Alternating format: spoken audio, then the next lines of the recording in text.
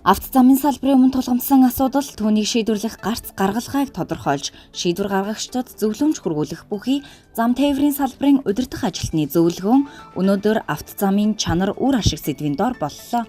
Авто замын салбарын удирдах ажилтны зөвлөгөөнийг 2012 оноос хойш буюу 6 жилийн дараа зохион байгуулж байна. Энэхүү зөвлөгөөнөөр салбарын өмнө тулгамдж буй асуудал авто замыг төлөвлөхөөс ашиглах хүртэл бүх үе шатны ажлын хариуцлагыг дээшлүүлэх, чанарыг сайжруулах асуудалд онцгой анхаарч хэлэлцэх нь зүйтэйг онцолж байна. Тэгэхээр авто зам арчил дээр бол бид нэр онцгой анхаарах гэсэн шүү дээ. Энийг одоо ганц гүйцэтгэж байгаа бол 20 гаруй одоо авто компаниуд байж байгаа. Аймаг орон нутагтай бол үйл ажиллагаа явуулж байгаа.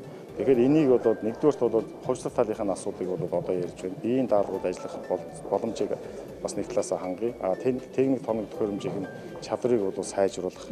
За одоо өнөөдөр бид нар 12 цагаас бол бас тодорхой хэмжээний техникүүдийг өдөрт бол эдгээр компаниудаа бол олох ийм ажиллагааг бол гүйцэтгэнэ.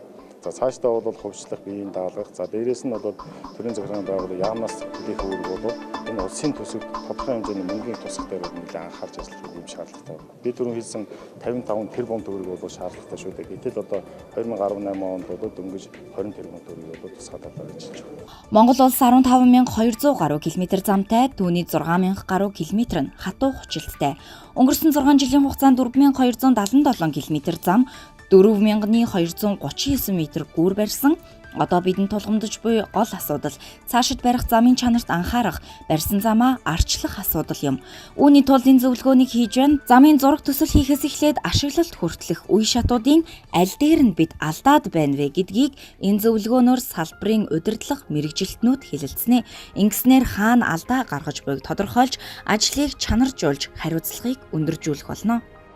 Замын чанар бол бас хийж байгаа компанитай тэнд хяналт хийж байгаа хяналтын багийн хамт олон материалын чанараас бол хамаарч байгаа. Энийг бол одоо тэгээд тэр нь хамгийн одоо чанар юунаас шалтгаалж бол тендер шалгаруулалтаас хамаардаг. Тендерийн шалгаруулалтыг бол анх шалгаруулахдаа одоо инженер техникийн ажилтнтай, дуршлагтай олон жил ажилласан тийм компани шалгаруулах хэрэгтэй. Дээр нь одоо 3 жил дэвтэрч байна. Ер нь бол тухайн замыг барьсан компани бол 3 жил бүр тэдний мэдлэлд байна. Зам эвдрүүл тэд нар өөрсдийнхөө хөрөнгөөр хийн. Тийм учраас одоо зам барьсан компани бол үнэхээр муу бариул тэгэл дампуурчих. Салбарынхаа хүмүүстэй нүр тулан уулзаж, асуудлаа ярилцаж, цаашид хийх ажлуудынхаа талаар хэлэлцэж буй Монгол улсын авто замын салбарын хөгжлийг хурдсгах, бүх шатанд хариуцлагыг нэмэгдүүлэх зарчмаар авто замын чанар үр ашгийг сайжруулах маш том алхам болж байна хэмээгээд цаашид тус зөвлөгөөнийг жил бүр зохион байгуулж явахыг хүслээ.